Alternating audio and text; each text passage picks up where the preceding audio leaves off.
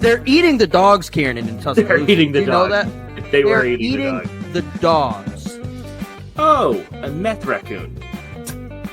Yeah. Just awful. There is nothing good about this. It's the worst possible scenario for the CFP, for the national championship. Notre Dame is a mid-program with really good marketing. And the Michigan players are going to look at that, and anybody who's committing to Michigan in the next years will just go, I want to beat them even more. Like, I wanted to beat them when I first came to the school. Recruits are going to see this. And we're also sorry that you have to watch a Brian Kelly coach football team. We can only imagine how difficult that must be for you, knowing that you're not going to win a big game ever with him as your coach, and that you're rooting for a child murderer. This podcast has gone off to a really weird start, but I like it. I love it, though. I'm a big fan. Ladies and gentlemen, we are back to another episode of Tailgate on the Quad, the premier shenanigan podcast on the Bell Sports Podcast Network, where sometimes we talk about college football. Kieran, how are you doing? I'm doing good, man. Let's get on.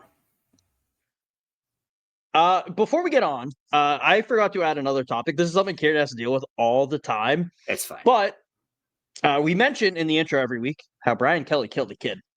Kieran, can you guess what LSU decided to have in their little hype video that they very quickly removed? No. It was certainly a choice. Yep, that's fun. On brand. We know how much Brian Kelly loves those things, loves setting kids up into them in hurricane force winds. Yeah, but that's wild. There's nothing to really talk about there. It's just I felt like we should bring it to light, or not bring it to light. A lot of people are talking about it, but now into the real topics, Kieran. I saw something last week that I don't think I've ever been as pissed off about. Like, nothing has made me more pissed off than this thing. I'm so pissed off about it, I couldn't get words out to describe what it is.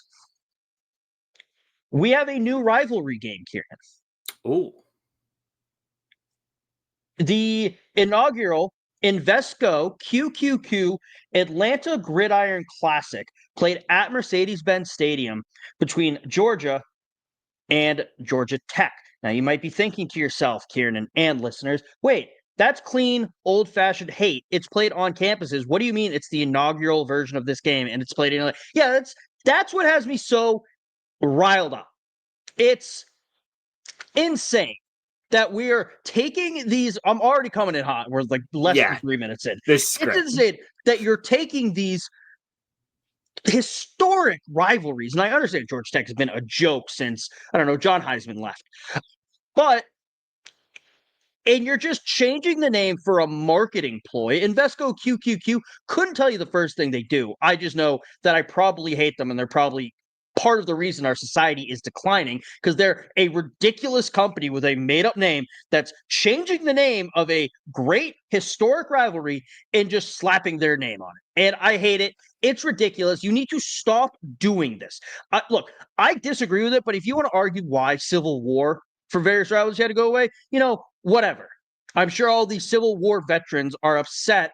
Were upset by it every time when they watched it in big 2025. They're 190-year-old decrepit asses. Like, oh, I remember then when I had to go across the Potomac or whatever. No, you need to just stop taking away these great names and changing it just to sell some more merch. It's insane. I hate it. I hate what college football is becoming. And I probably shouldn't be as upset about this as I am, but I'm so upset. This pisses me off to no end to see the corporatization of college football. It's supposed to be a regional, hate-fueled game that every Saturday we watch and enjoy, with the exception of MACtion on Tuesdays. This is not a complaint about MACtion. And just making it sanitized for the modern world and making it more and more like the NFL.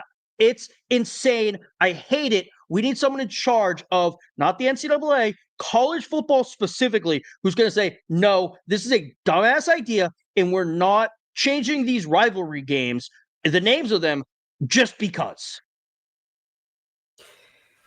And that was our podcast, ladies and gentlemen. Kevin went down a fantastic 3.5-minute rant there. I think we are good for the rest of this sector. You can just listen to that on repeat for an hour. We're good. We don't need any more content.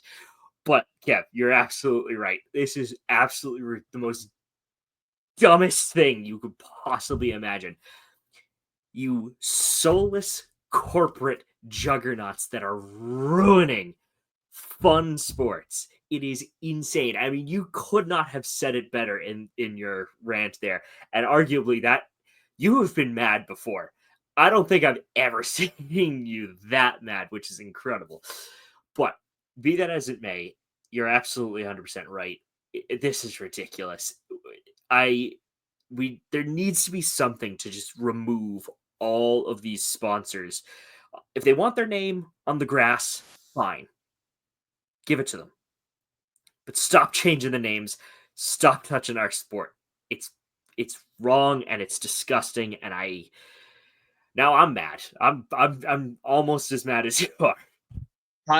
I guarantee you are not. I was ready to march on Atlanta. All right.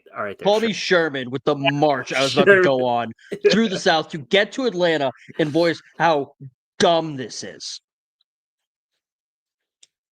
It's like, look, if you wanted to say clean old-fashioned hate, make it a fancy new logo, put at the bottom, presented by Investo QQQ Fine. or whatever, Invesco, whatever it is. Okay, whatever. I'll live with it. I don't like it, but okay, you want to throw your money on something, you're billionaire CEO who's underpaying all his employees wants to wants to feel like his dick's bigger than it is, so he wants his name on a football game, whatever. But to completely change the name and take it off campus, that's the part that I didn't really get into. College football outside of bowl games, and I love bowl games, college football is meant to be played, the rivalry games, on campuses.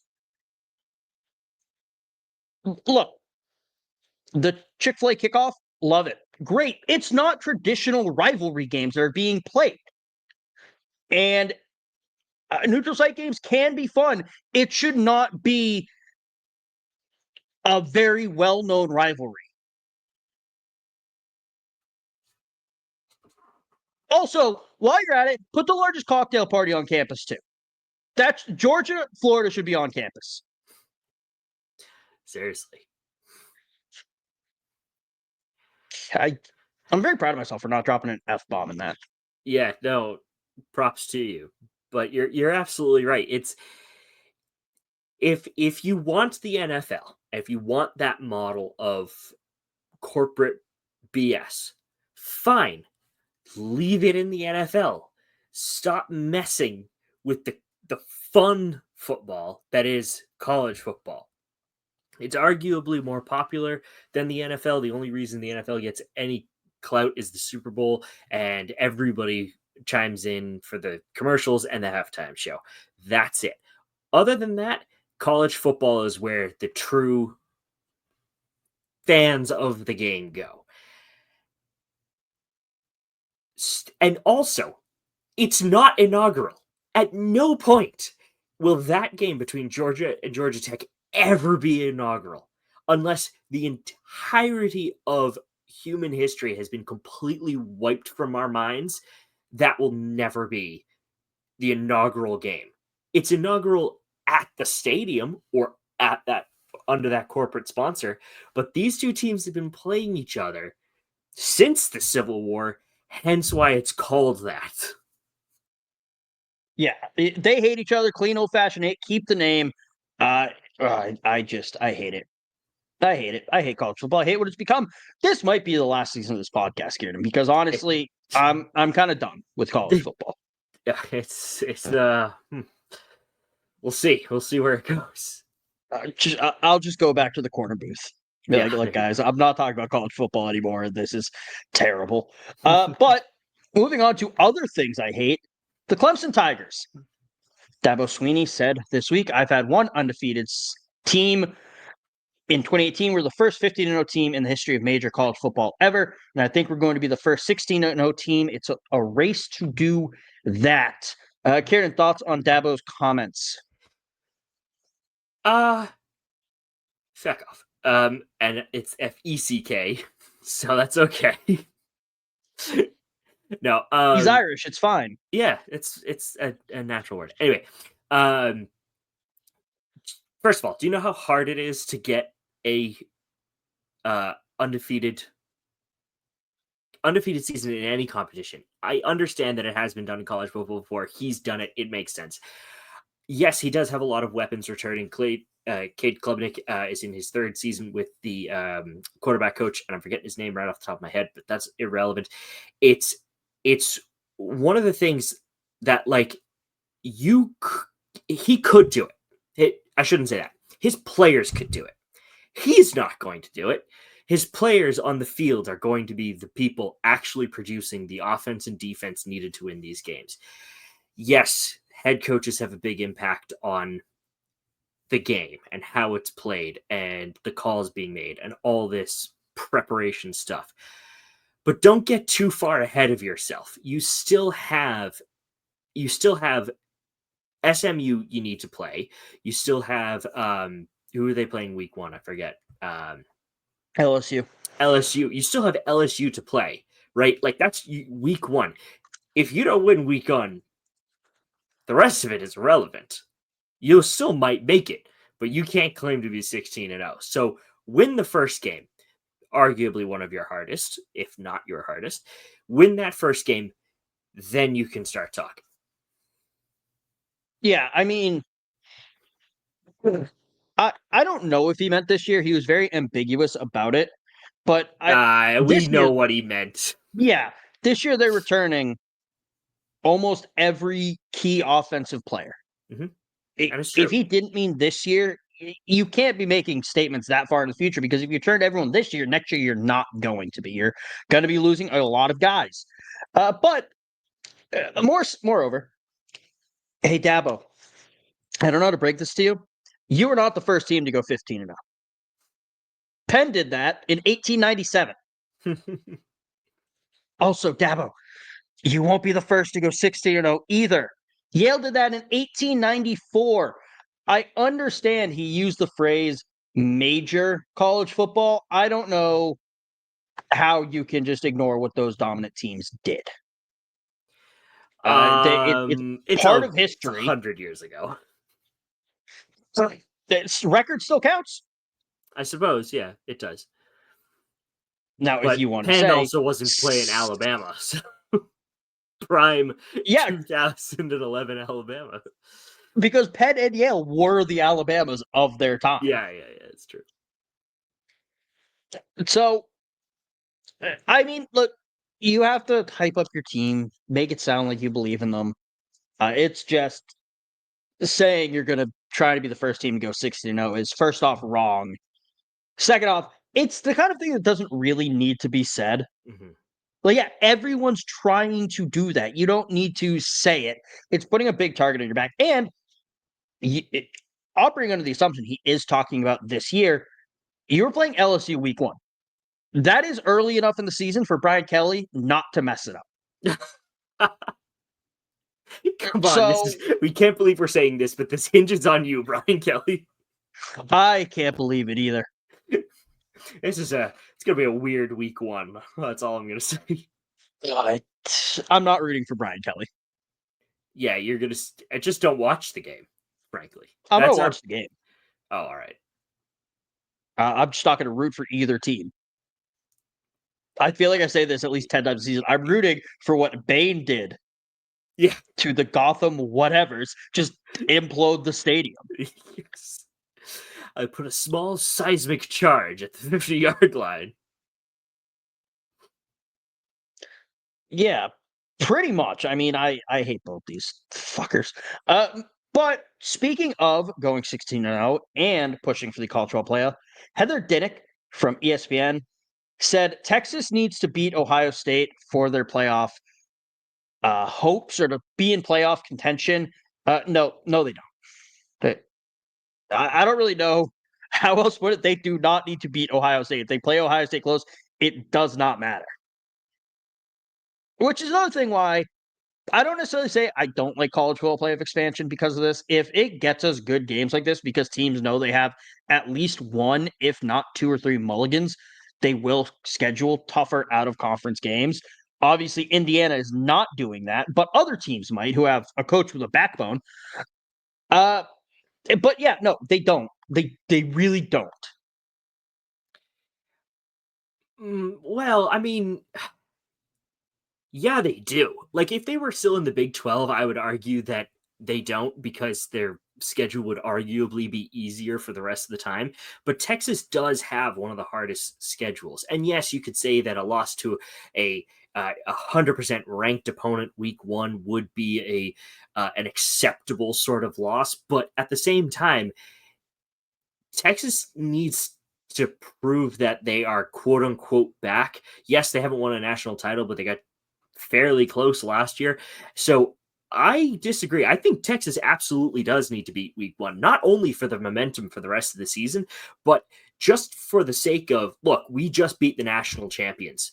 I don't care who they lost in the offseason or who they lost to the draft or to the portal, whatever. We went out there, we beat them either by a score or dominated them, and that is our statement week one. Here you go. This is what Texas football is. I hate it. No, I don't hate it. I don't hate your take. I mean, I disagree with it, but I don't think it's crazy. I think the problem is the playoffs, as I've mentioned, but them having a tough schedule really just kind of drives home the point that they don't need to. If they win all of their games except Georgia and Ohio State, they're going to the playoffs. And by the way, I don't think their schedule is as hard as everyone's making it out to be. Well, maybe yes, not, but it's still difficult. Here's the thing. Ohio State is an objectively good team, right? They are consistent despite our hatred for Ryan Day and the program as a whole. That's one thing. The fact is they're consistent, right? They're consistently in the top 10 and over the past, decade or so, and they are a legitimate contender year in, year out. I think that's a fair statement. Texas has to go out and prove that just for themselves that they can win these big games, right? It's not so much that a 3-point loss and a last-second field goal is going to deny them the playoffs. It's not for the committee. It's actually just for Texas. Texas needs to go out and win these games to prove that come December and come the actual playoff games that they will win on a big stage. That's fair. But going through Texas's schedule, at Ohio State, tough game. At Georgia, tough game. At Florida, tough game. If it was versus Florida in Texas, no. But then San Jose State, Utah, Sam Houston, Oklahoma. Only losers lose to Oklahoma. At Kentucky, at Mississippi State, two nobodies in the SEC this year, versus Vanderbilt, versus Arkansas, and versus Texas A&M. Gotta check Vanderbilt. They're on a roll. They're natty or bust. Oh, jeez, okay, yeah. Versus Texas A&M, Texas A&M is going to implode by then. It's the end of the season. Although I have turned it around on my original take, Kieran. Okay. You didn't convince me. But Texas does need to beat Ohio State because that's going to look like a really bad loss when Ohio State inevitably implodes because Ryan Day is calling the offense again. Yeah. All right. That's fair. And hold on. The other thing I have to say about that is Texas A&M and Oklahoma, two games that arguably I'll call the Oklahoma one a rivalry. I won't necessarily call the Texas A&M one a rivalry, but those schools play better when they're playing Texas, either home or away. It's just what it is, right? It just means more. It just means more. There you go. It's whether it's in the heads of the Texas A&M players or the Oklahoma players, to them, it is a rivalry, whether in-state or doing the Red River thing. I think the that those schools will objectively play better than they have all year just purely to upset Texas. So again, yes, Texas does need to beat Ohio State because those two other teams will be out for blood regardless of the season. That's fair. I have another thing about this Texas Ohio State game that really annoys me, Kieran. Hit me with it. So the Coach Poll just came out. We'll get into that in a second, but it had Texas 1, Ohio State 2. And people are calling it the game of the century. Oh, yeah. I understand it's hyperbole. How many game of the centuries do we need? We've had 5 in the 21st century. Yeah. 05 Texas versus USC. Maybe. 05 Texas versus USC. 06 Michigan versus Ohio State. 09 Florida versus Bama. 11 LSU versus Bama. And 2019 LSU versus Bama. We had 12 in the 20th century. So we're about halfway there for how many in a quarter of the century.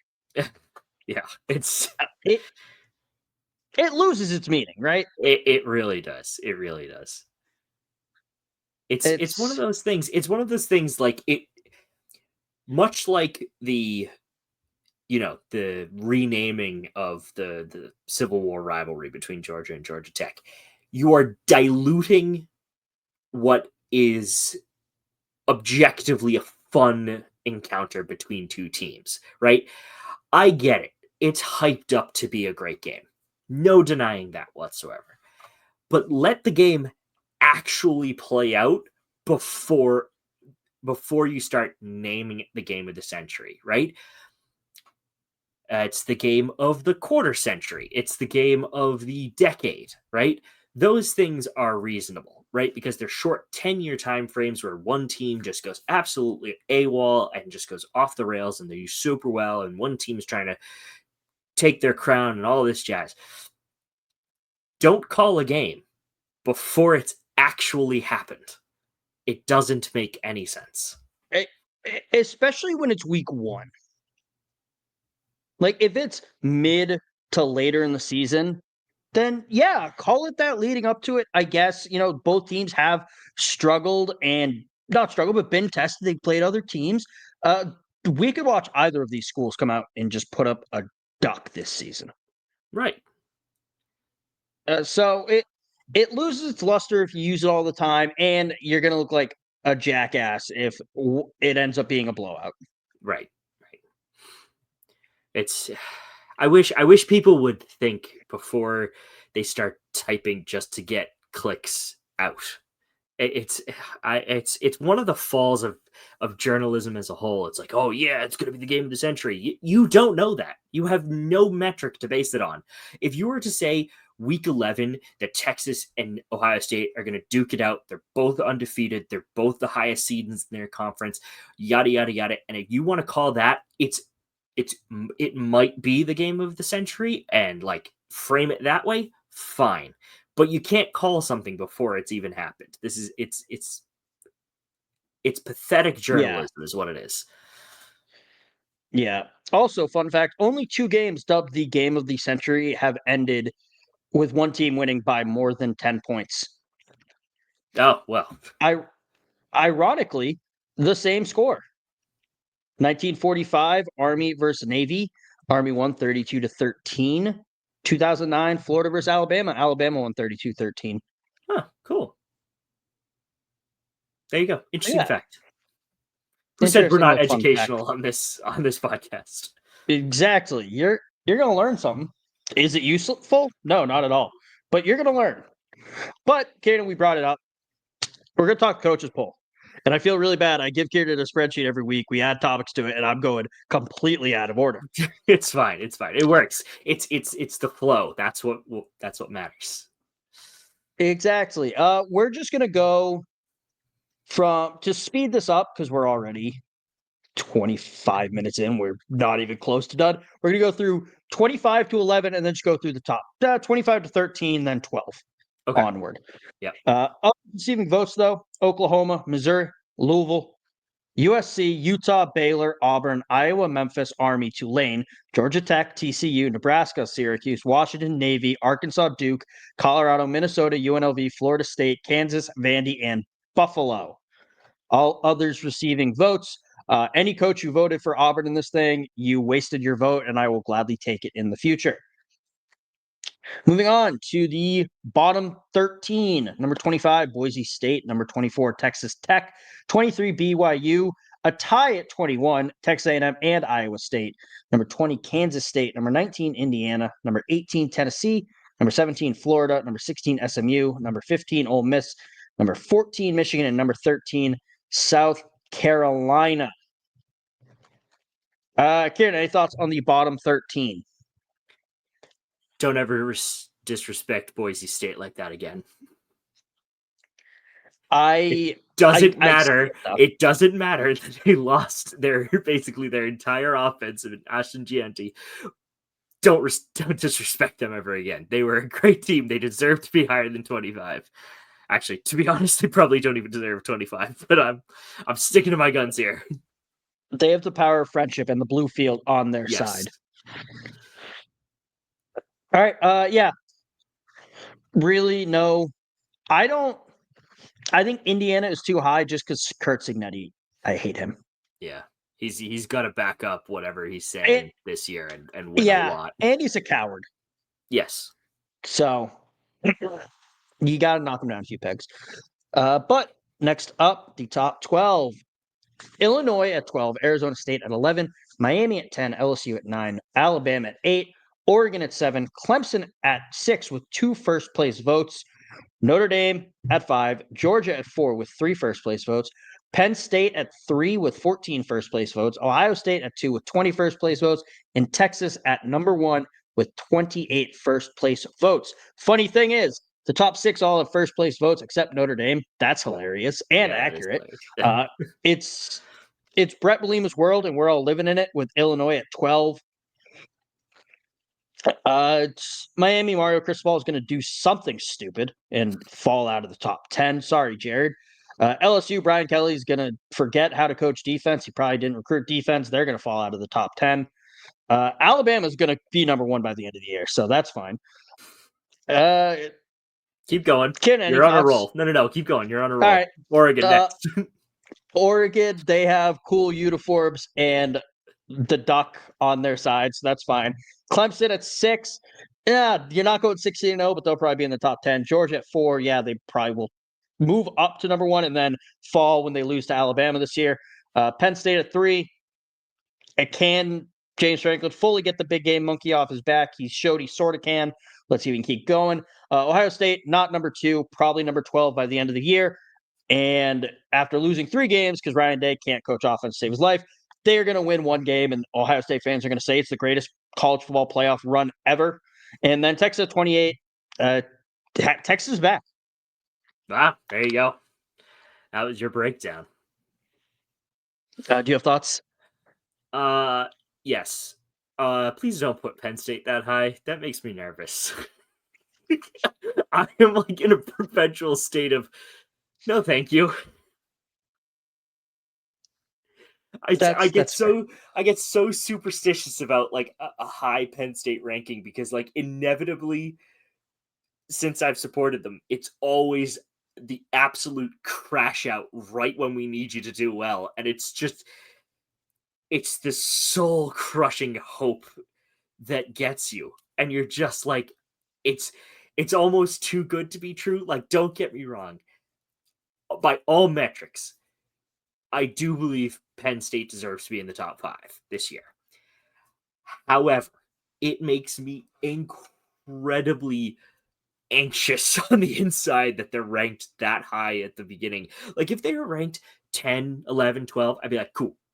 Just chilling, do our stuff, win a couple of games, have a scare week 3 against, like, Bowling Green or something, and then we're fine. We're fine for the rest of the season until we play Ohio State or Michigan. That's fine. That's how that's my habit now. But now there's too much pressure. Yeah, Karen, I do not envy you living in a constant state of stress when it comes to Penn State football. It's so bad. It's fine. Like It's fine. We'll make it through it. I don't get stressed. I'm either, oh, we're easily going to win this game, or time to drink an entire bottle of whiskey. No in between. Those are my two moods, and it's fine. But yeah, so there's your coach poll. Maybe we'll change it up this year. Maybe we'll try to do it a little faster, something similar to that. But moving on to last few talks where we get into the Big 12. Nepotism, Kiernan. It's alive and well. Kirk Herbstreit's son got a job with On3 after not tweeting for an entire year and seemingly not doing anything to get the job. And God damn it, Steve, why weren't you a college football quarterback? That's a good point. I could be working for a news outlet with no experience. Yeah, that's weird. Let's hope he's somewhat convincing. I don't know. He has to beat us, of course. Exactly. Let's see what he's tweeted since. I think he's only tweeted like 2 times since the announcement, but I think I saw Kieran. He made a prediction for the college football playoffs. Not good. Not good because you saw it, or because I'm bringing it up? Both. Yep. He has predicted. Here's his full playoff prediction.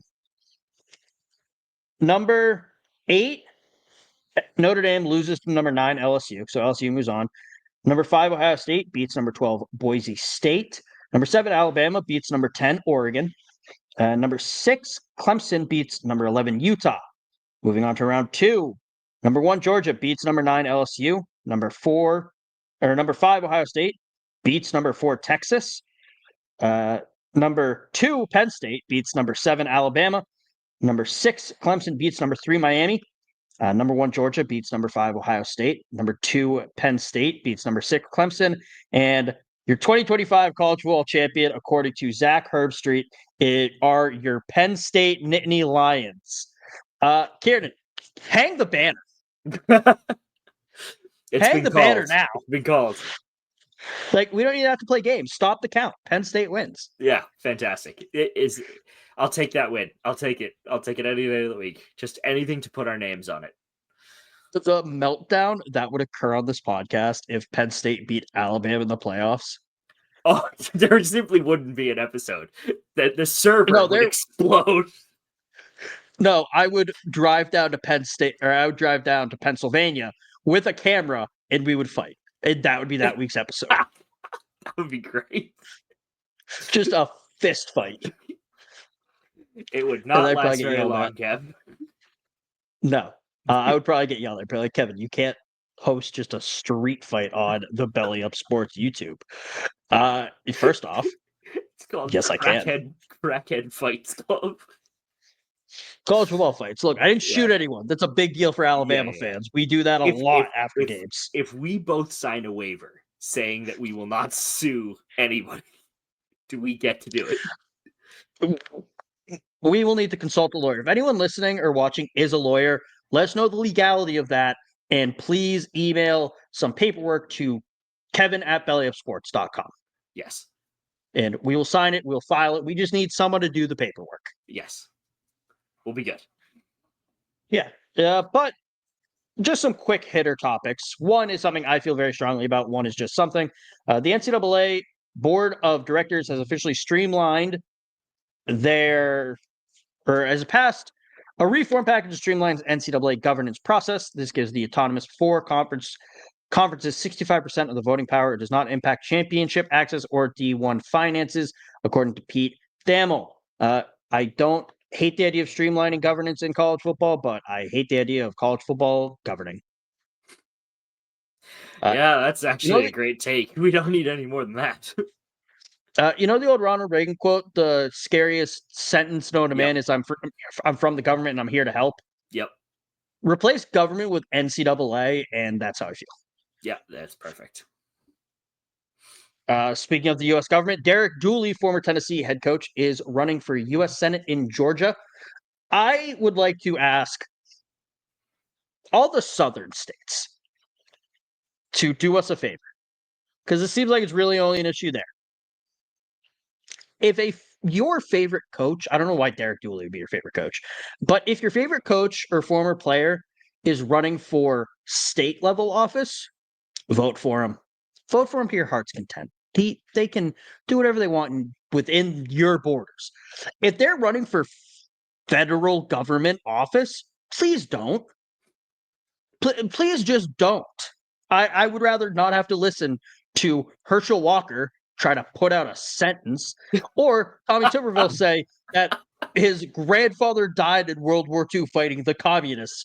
I'm not going to get into the politics of it, but that's just, you know why that's wrong, Tommy, right? You do know that sentence is factually incorrect. Oh, that's good. Senator Tuberville, please send your answer to that question to kevin@bellyupsports.com. I need to know that you know that is not a factual statement. Oh, that'd be so funny if he actually did that. I hope he does. I need to know. But moving on to the furry conference, the Big 12. For those confused, Kieran's also confused. I didn't tell him what this was about. TCU's quarterback, Josh Hoover, has some interesting hobbies. Allegedly. Now, this is not real. I just thought it was hilarious and wanted to bring it up. That is pretty funny. Since we're talking Big 12, if we weren't talking Big 12, I wasn't going to bring it up. But yeah, no, we're talking Big 12. Funny. Or it might be true. Who knows? I'm a little conflicted. I want it to be true purely so that we can talk about it. But at the same time, I desperately want it to not be true in the slightest. Yeah, that's really how I feel about it. I want it to be true because it'd be hilarious. I don't want it to be true because furries. Right. It's exactly. Go on. Sorry. I have a question, Kieran, and you're not going to know the answer. So okay. I'm not asking you. Is it strictly a sexual thing, or do some people just enjoy it and get no sexual thrill out of it? That's a great question. And if you are a furry, send your response to that question to Kevin at don't send anything I don't want to read it to my email. I do not want to read it. If you do send something, I'm gonna have to screenshot it and send it to Kieran, and then I'm uninvited to his wedding from his wedding. So don't do that. Oh god. But moving on to our last topic, we flew through those last couple in a good amount of time. Well, saves time for this. I was getting nervous.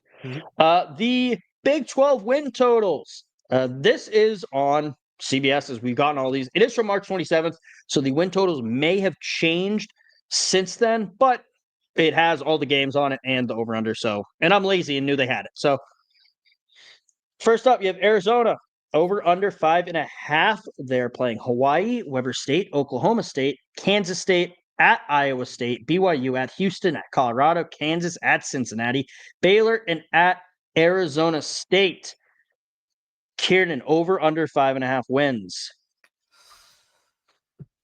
Sorry, Arizona. You had a great run last year, but under. You lost. They really didn't. They lost 7 of their last 8 games last year.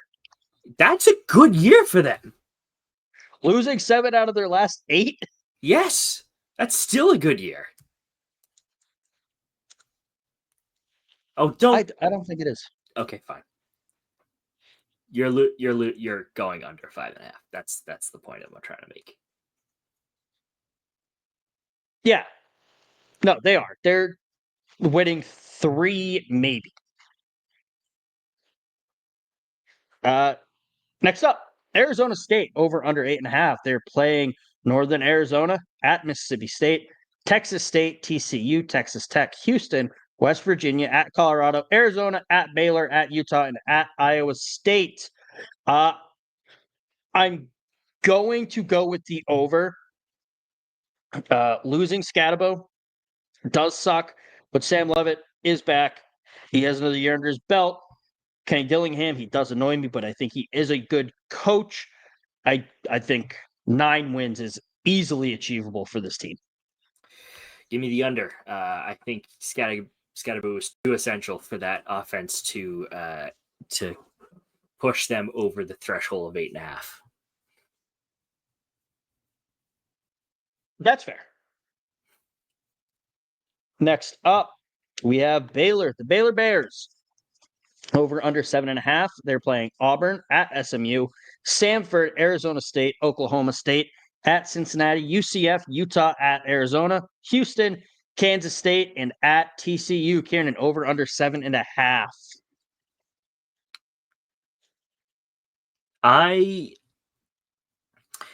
I think with their schedule, I think they're just going to sneak over the 7.5 wins, and I will take the over. I feel like there's a couple of games in there that they could arguably kind of flip the script on. Like the Kansas State, I think they can beat, especially given that it's at home. At TCU is definitely going to be a struggle. But I think over 7.5 wins is totally doable for Baylor. Whenever I think of Baylor and Dave Aranda specifically, I think of that 2021 season, his second year, when they went 12-2 and finished in the AP top 5, winning the Sugar Bowl. So I'm always going to go for the over when it comes to Baylor. So give me the over. Also, I think that schedule is very easy. Yeah. So, all right, like they're gonna have challenges, but it's going to be. Oh yes, but like it's going to be fine. Like at the end, Yeah. Next up, BYU. Over under 7.5. They're playing Portland State, Stanford at East Carolina, at Colorado, West Virginia at Arizona, Utah, TCU at Cincinnati, UCF at Iowa State, and at Texas Tech. I'm going to go with the over. Mm-hmm. I think they're coming off that 11-win season last year. They're getting a lot of guys back. I think 7.5 is a disrespectful line with how good they were last year. So I'm going to go with the over. I think they're going to be pushing 9-10 wins. Yeah, you couldn't have said it any better. Definitely the over. They were a very, very solid team. So, yeah, no issues there. Perfect. Next up, UCF over under 6.5. They have Jacksonville State, North Carolina Agriculture and Technical College, West Virginia, Houston, Oklahoma State, North Carolina at Kansas State, Kansas at Cincinnati, at Baylor, at Texas Tech, and at BYU. Kieran, over under. You know what? I think Scott Frost can do it. Over. I was going to say, Scott Frost is back. He's going to get the bounce house bouncing. He's going to have people coming to Orlando for something besides Disney and Universal. And he's on his way to claiming another fake national championship. Kieran, give me the over. Last time UCF did not make a bowl game was 2015, which is the season right before he got there. Fair enough. So, give me the over. Next up, Cincinnati over under 6.5. They have Bowling Green, Northwestern State, UCF, Arizona, Nebraska, at Kansas, Iowa State, at Oklahoma State, Baylor, at Utah, BYU, and at TCU. This is tough because they did get better last year by a couple games, but then they went off the rails towards the end, missing a bowl game. I think I'm going to go with the under. Yeah, I'm with you on that. They were not convincing enough to warrant over 6.5 wins. It's one of those things like, yeah, they'll have some good wins and things like that, but it just won't be enough to get them over the threshold. Next up, Colorado over under 6.5. They have wins, or they're playing, Georgia Tech, Delaware at Houston, Wyoming, Iowa State, Arizona, BYU at TCU, at Utah, at West Virginia, Arizona State, and at Kansas State. Kieran, over under. Oh, give me the under. Losses to Georgia Tech, losses to Houston, losses to Iowa State are all going to hinder Colorado getting over 6.5. That's fair. I'm conflicted on this. I do think losing Travis Hunter and Shadur, fifth round draft pick Shadur Sanders will hurt the team. I am also concerned, and this is not a negative about anyone. I'm concerned with Deion's health issues and how he'll react to that early on in the season coaching. I do think it's going to be under, especially if they did not fix that offensive line. Yep. Which I don't think they did. Next up, Houston.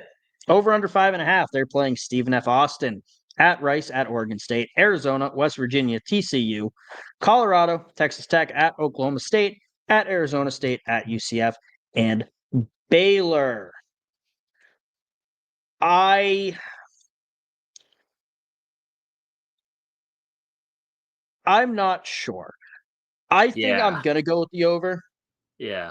I think Willie Fritz is a decent coach. I think 5.5.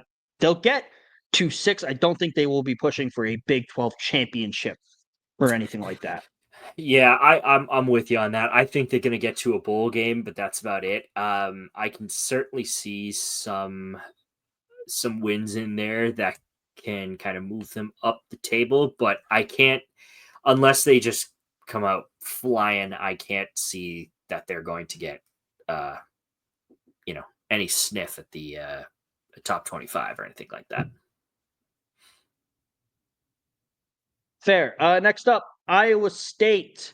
Over under 7.5. They are playing South Dakota, Iowa at Arkansas State, Arizona at Cincinnati, BYU, Arizona State, Kansas State, at Colorado, at TCU, and at Oklahoma State.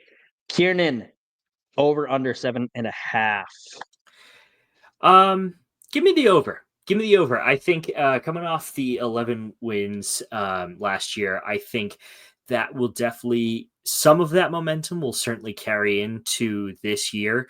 I know they're losing a couple of star receivers in Jaden Higgins and Jalen Noel. Anyway, but I think that despite that, I think there's still enough in the tank for them to comfortably get over 7 wins. Yeah, agreed. I also think Matt Campbell is in a similar position in my brain as Dave Aranda. They had one good season, so I think they're always going to be good. Also, they're Pop-Tarts Bowl champions. Yes. So, obviously, that team's phenomenal and might win a natty. Whoever holds the Pop-Tart holds the next natty. Exactly. That did not help. No, it didn't. Kansas State the year prior. I'm kidding. Kansas State was fine. Next up, Kansas, not Kansas State. I hate the state of Kansas. Over under 7.5 wins. They're playing Fresno State, Wagner at Missouri, West Virginia, Cincinnati at UCF, Kansas State, Oklahoma State at Arizona, at Texas Tech, at Iowa State, and Utah. Kiernan, over under 7.5. No, wait, it's my turn to go first. Okay. I'm going to go with the under because Kansas sucks. So when we get to Kansas State, does that change, or are you just going to vote the under again? I don't know. I haven't decided yet. You've got like 30 seconds. I think that they will. Yeah, give me the over, just for fun. Give me the over. I think that there'll be just enough with Jalen Daniels coming back, with the offensive line staying pretty much the same. Few minor alterations, and I think that they should be able to pick up 7 wins. I'm hoping for 8, so give me the over. Let's do that. All right. Next up, Kansas State. They're playing Iowa State, North Dakota, Army at Arizona, UCF at Baylor, TCU, Texas Tech, at Oklahoma State, Colorado, at Kansas, and at Utah. Kiernan, over under 8.5 wins. Oh, this is another close one. I'm going to go with the over. I think, the Kansas State game is kind of going to go one way or the other, and I think that will be one of those games that either propels Kansas State or Kansas over their line. But it should be fun to see kind of what happens. But give me the over. Give me the under because Kansas sucks. All Next right. up, Oklahoma State. Mike Gundy's squad over under 5.5. They're playing UTM, Tulsa, Houston, Cincinnati, Iowa State, at Oregon, Baylor, at Arizona, at Texas Tech, at Kansas, Kansas State, and at UCF. Kieran, over, under 5.5. Under 5.5. If you need to renegotiate your salary to stay a couple more years, you're already swirling the drain, and it's going to get a lot worse. OSU were good years ago. They were like, here or there. They could upset a team or two, but I mean, it's been pretty bad for the past 5-10 years. I don't see it getting any better, so give me the under. Outside of his first season in Stillwater, Mike Gundy has never had fewer than 7 wins. And last year's first time in 20 years with less than 7 wins. I think 5.5 is disrespectful. And give me the over on the Oklahoma State win total. Next up, the TCU Horned Frogs over under 6.5. They're playing at North Carolina, Abilene Christian, SMU, Colorado, Baylor, at West Virginia, Iowa State, Cincinnati, at Arizona State, at Kansas State, at BYU, and at Houston. I mean, you got the furry there. Yep. The defense is a little bit better. I really need to know if being a furry will help or hurt Josh Hoover. And I can't make a call on that yet. We need to see how he does. Yeah. However, I'm going to take the over. Sexual liberation is good. So, Josh Hoover, you keep doing you, and you're going to get the over. We don't even know if it's true. All right. No, it's definitely not true. Yes. Okay. Yeah, I am going to pick the over as well. I think there's enough consistency in the TCU Horned Frogs to make it a reasonable pick for the over. I can see, a couple losses here or there. BYU, certainly. SMU, possibly. You never want to lose to your conference rivals, but hey, it's one of those things. But everything else on that list, I can see as a legitimate win. So let's go with the over. That's fair. Next up, Texas Tech over under 8.5. They're playing University of Arkansas Pine Bluff. Kent State, Oregon State, at Utah, at Houston, Kansas, Oklahoma State, BYU, UCF, at West Virginia, at Arizona State, and at Kansas State. Kieran, over under 8.5. Give me over 8.5. I think that their portal work and the the guys that they've brought in has been good enough to have having solid seasons, and I think their schedule looks relatively easy. I can't imagine any of those games where they're going to get blown out necessarily. So yeah, give me the over. Yeah, I mean, they allegedly spent $28 million on their roster. It had better be the over. Yeah, yeah, that's so true. Next up, Utah. Over under 7.5. Games at UCLA, Cal Poly, at Wyoming, at West Virginia, Arizona State, Colorado, Cincinnati, Kansas State, Texas Tech, at BYU, at Baylor, and at Kansas. I'm going to go with the. That's tough. Yeah, it's a good line there. It is a good line. Give me the over. All right.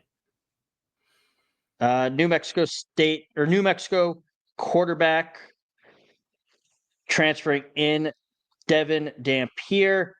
New Mexico quarterbacks do well when they leave. So give me the over. You know what? Yeah.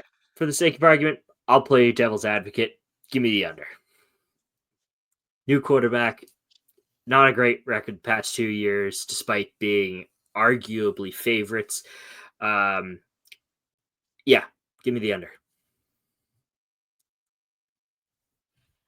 That is fair. Next up, West Virginia over under 5.5. They are playing Robert Morris at Ohio, not Ohio State, University of Ohio, versus Pitt at Kansas, versus Utah at BYU, at UCF, versus TCU, at Houston, versus Colorado, at Arizona State, and closing out the season versus Texas Tech at home. Kieran, over under 5.5 wins. Oh, that's tough. I want to give West Virginia the benefit of the doubt.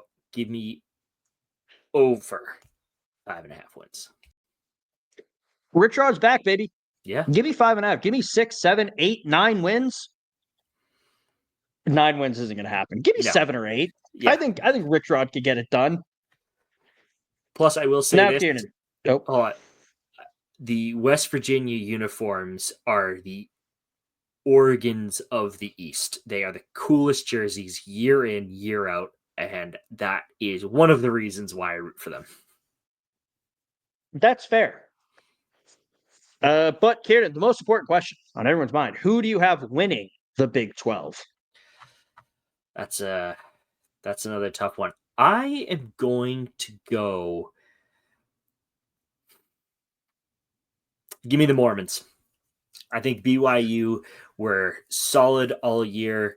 Last year, they retained enough to keep the momentum going. I can't see why they wouldn't. At least produce the same caliber of play they did last year. They'll probably meet Baylor in the final, but I think BYU takes it. I'm going to give the boring answer. Give me Arizona State.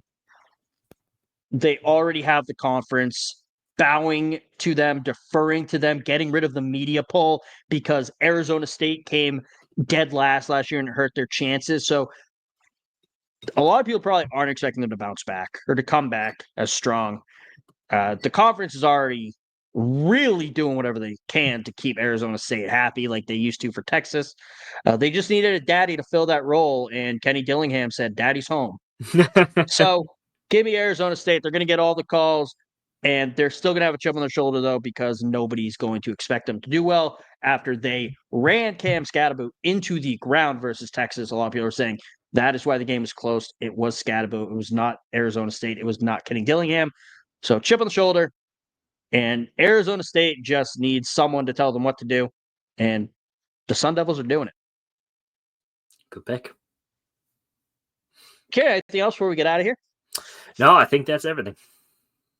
All right. Well, everyone have a good, safe, fun rest of your week. Good, safe, fun weekend. Kieran, any fun weekend plans? No, for once. I feel like I've been on the go for a while. How about yourself? Same. So I'm going to a preseason NFL football game. So there you go. Perfect. That'll be fun. But everyone have a good, safe, fun weekend. Football is almost back, so we can stop being depressed until it gets cold. Then we have seasonal depression, but we have football. So or our team loses.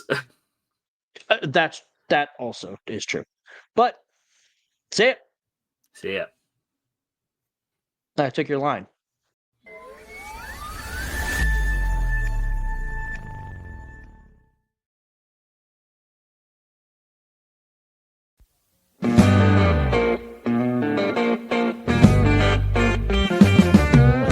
They're eating the dogs, Kieran, in Tuscaloosa. They're eating the dogs. You know that? They were eating the dogs. Oh, a meth raccoon. Yeah. Just awful. There is nothing good about this. It's the worst possible scenario for the CFP, for the national championship. Notre Dame is a mid-program with really good marketing. And the Michigan players are going to look at that, and anybody who's committing to Michigan in the next years and just go, I want to beat them even more. Like, I wanted to beat them when I first came to this school. Recruits are going to see this. And we're also sorry that you have to watch a Brian Kelly coach football team. We can only imagine how difficult that must be for you, knowing that you're not going to win a big game ever with him as your coach, and that you're rooting for a child murderer. This podcast has gone off to a really weird start, but I like it. I love it, though. big fan.